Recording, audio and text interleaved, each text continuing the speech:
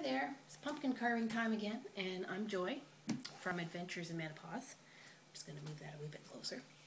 And today I'm having one of those stay at home in the rainy, yucky days and carve pumpkins.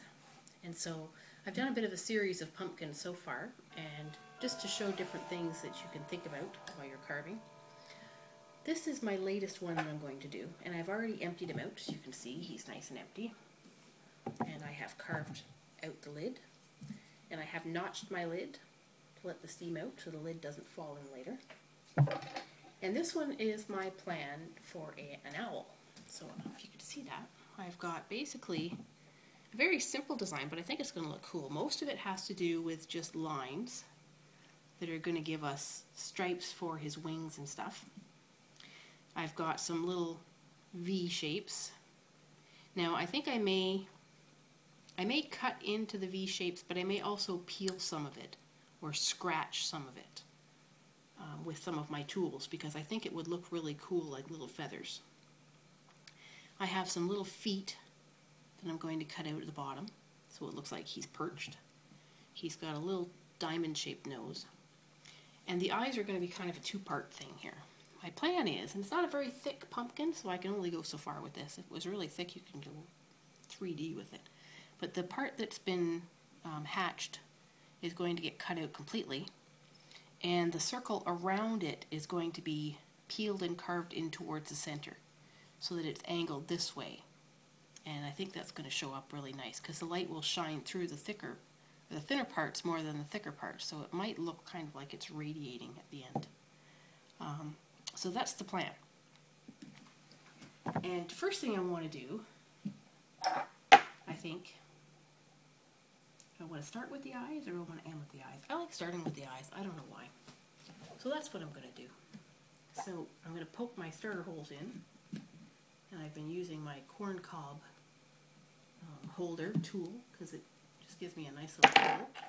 And I've been using this little gadget that came in my kit. It's all covered in goo now, but it's very handy for tight curves and things.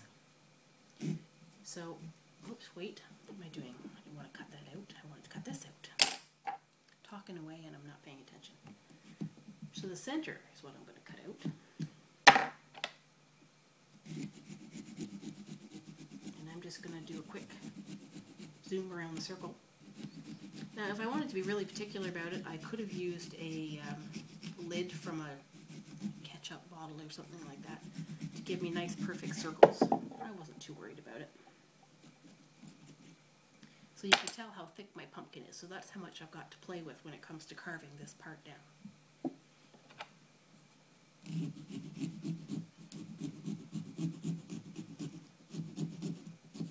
Normally I would try and make sure that my knife is straight out.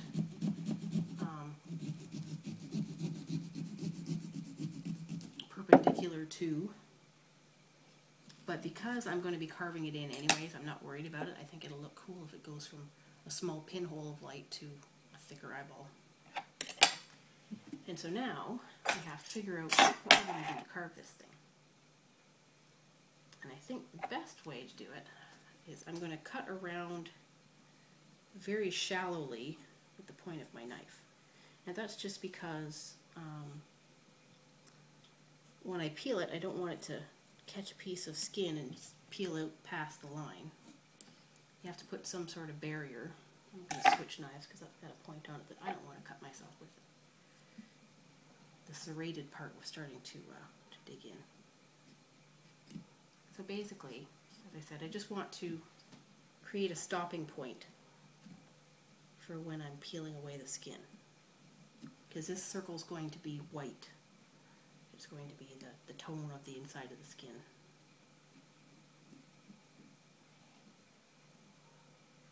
Because I'm trying to be shallow about it, it's not as easy to control the knife, so I'm just doing little bits at a time, overlapping the ends until I'm done. So you can't see this, but I've gone almost all the way around my circle now. There, I think I'm all the way around. And I think the tool that's going to work best for this is my peeler, because it's got a sharp edge on it. So I'm going to start from the outside edge and I'm going to peel towards the center using that peeler. The first thing I want to do is get rid of the skin, but I'm also angling it down into the center, like so.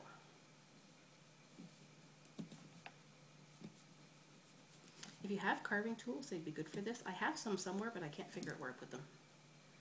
We moved a while ago and I haven't got my craft room set up, so a lot of my stuff is kind of in limbo. So as you can see,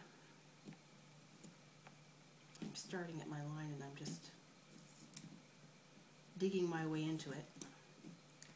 I'm okay with it having little lines because I think that's going to give it a nice look, and I may add more lines to it later just to give it dimension.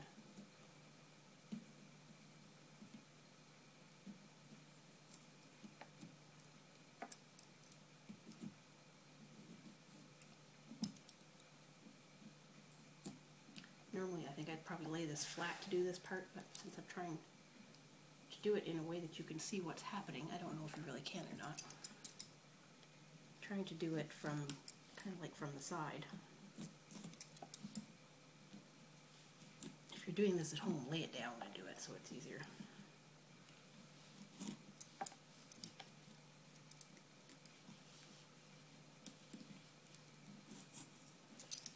So you can kind of see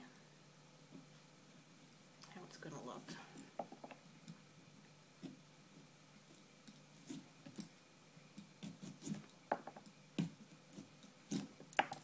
Got some big chunks coming off now.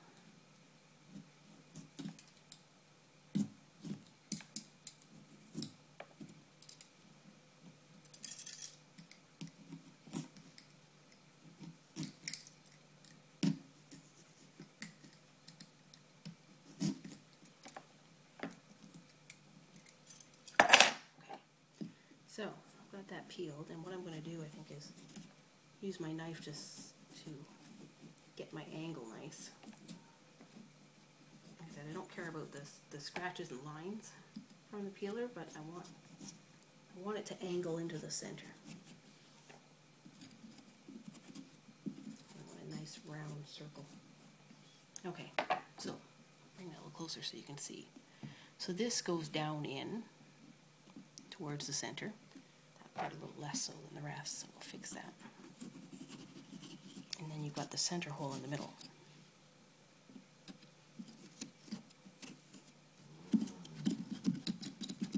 I had it nice and scraped out, but when you do stuff like this, you always end up with a little bit more strays.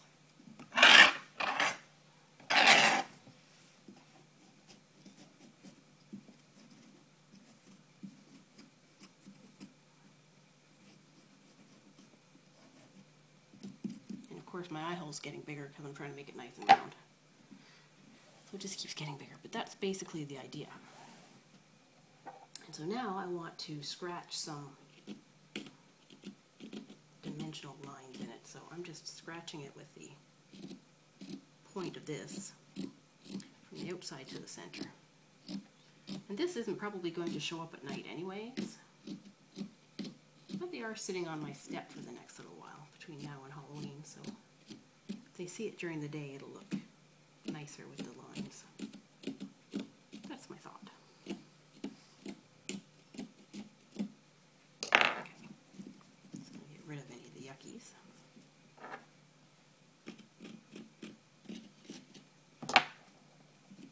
So that's one eyeball, if you can see the dimensional lines there. Now we get to do the same thing with the other one. I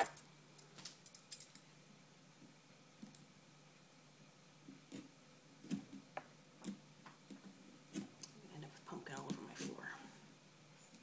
Not that it's the first time. I've already thrown a few lids on the floor.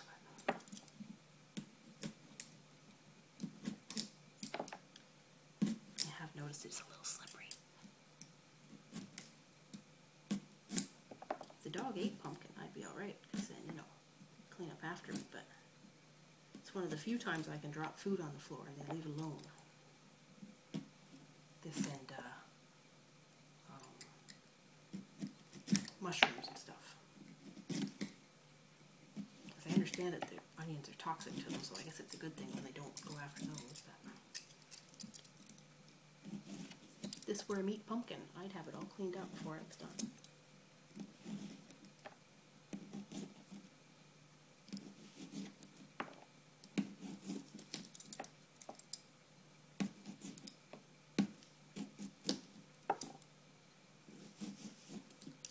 I'm hoping one of these years I actually can find my carving tools. I really want to try one of those 3D carved faces.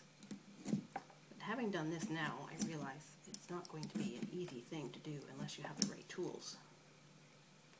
So I'll wait until I find my carving tools before I attempt that. Because the peeler works, but it's not that easy to control, really.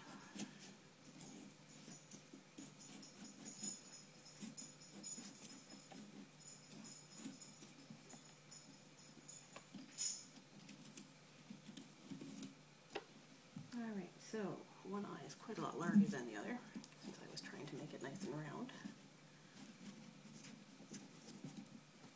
So I'll even them up a little bit.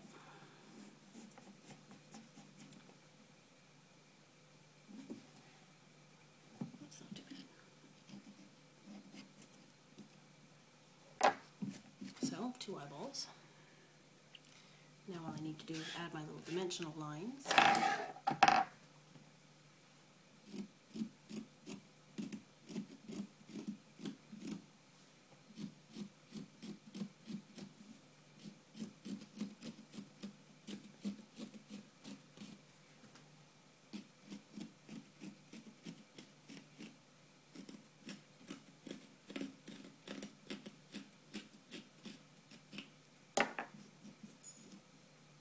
Alright, so there we go. Those were our funky eyeballs. Now that I've got the big part down, I'm going to move on to... Usually I start at the top and work my way down. I usually end up doing the mouth last. I don't know why. It just seems to be the way I work. In this case, I started with the eyes, and I do still have a few things above the eyes, so I suppose I should do those first. I'm just going to poke a starter hole in each one of my little stripes that I'm going to do, so I don't have to keep stopping and starting to poke starter holes. Now, as you can see, the plan here is to make a long, kind of a slit. This is the outside of each wing. They're not totally joining up at the bottom, but I want this piece to be stable. And if this whole piece was free floating, then when I start cutting these guys, maybe it would crack. I don't know. I'm just leaving a little piece on the end of each wing that's attached to the main body of the pumpkin so that it's more stable. And then I've got my little nose, and I'm going to poke holes for each of my feet. These I haven't quite decided yet what I'm doing with. I could carve up to it and then do a little outline, so that this behind it is white and scratched, kind of like this. I think that would look nice in the light. It wouldn't do much at dark, but it would look nice in the light. So, I'll use this for this one, since it's fairly small. I might get out the big guy for the outside wing piece, so it goes a little faster. But this, I don't know why I did a V. Somehow that makes me think of an owl's forehead. I guess usually they have some sort of feathers in the front that go outwards. So maybe that's why. Either that or he's got a seagull sitting on his forehead. So there's that piece. It's not coming out that easily. There we go. It's also not very thick. There, so I'm going to widen up the hole so more light shines through. As I've said before, the best thing to make sure your pumpkin's going to look nice is to make sure there's enough light shining through it for you to see what you've done. If you cut a slot but there's no light shining through it, you're not going to see the slot. Okay, doesn't matter how pretty of a slot it is, you're not going to see it. So, like I said, I'm going to use the big fella for this. I'm cutting in this direction, so I'm going to use the larger serrated edge. And I'm just going around. So this basically is going to look like the edge of my pumpkin, because in the dark you're not going to see this part back here. This is just going to be the shape of the owl. So the entire owl is going to be that size. If that makes any sense.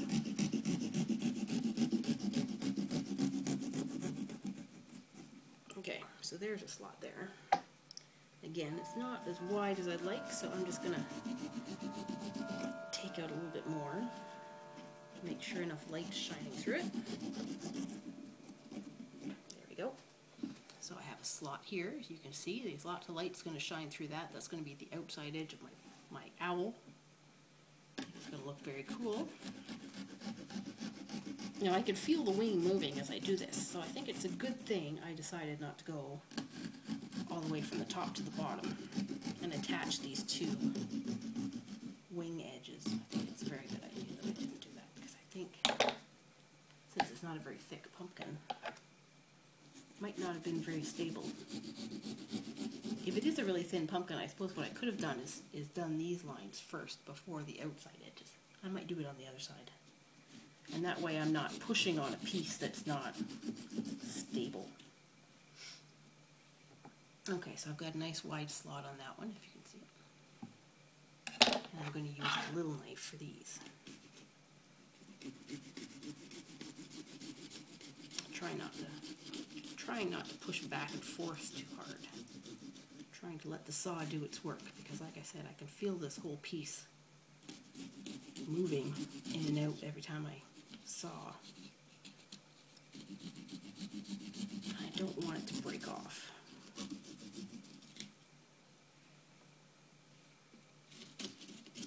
So we'll see how wide that is later when I put the tester light in it. You really don't have to push all that hard with these things, because it's a nice big serrated edge on it. You just kind of saw away at it and let it do its thing. It's more finesse than muscle.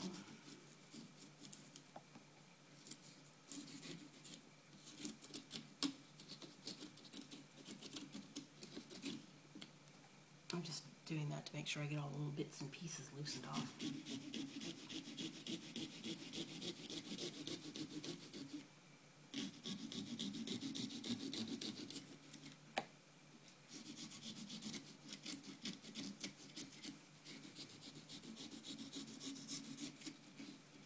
Okay, so here's my wing. You should be able to see a little bit of light through all that.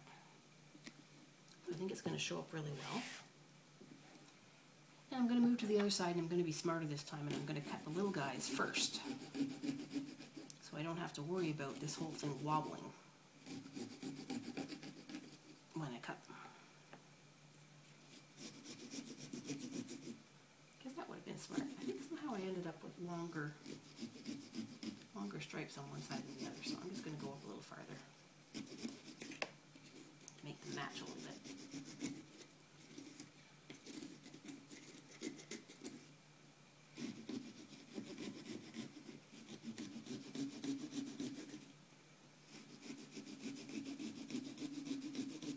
Somehow I ended up going crooked there, so.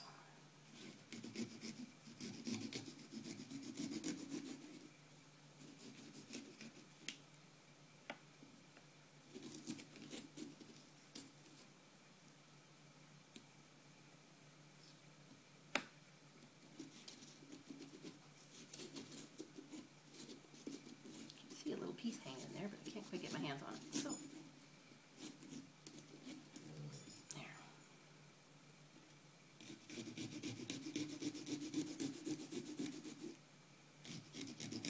The other thing to make sure you're not going on too much of an angle this way, or you're cutting out the backing of this piece, and it might make this piece that's still attached less durable. Because if I cut away everything behind it and it's thin, then it might break off at some point later. It's easy when you're pushing away on the saw to not notice that you're on an angle. Okay, so we're back to the big ones, back to my big tool, facing the serrated edge down to make it easier. And I'm going to do the big long one. I think it definitely worked better this way, doing the small ones first. Definitely feels more stable, so if you're going to do a pumpkin like this, suggest you do this first and this after.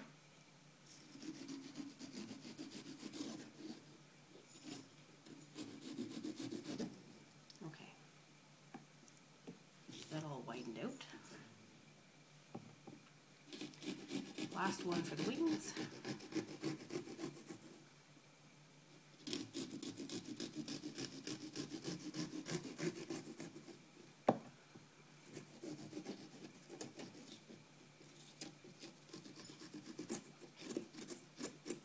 All right. So there's that side. There's that side. It's turning out pretty well so far. So the next big cutout is the nose. I think I'll do all the cutouts first because I haven't quite made up my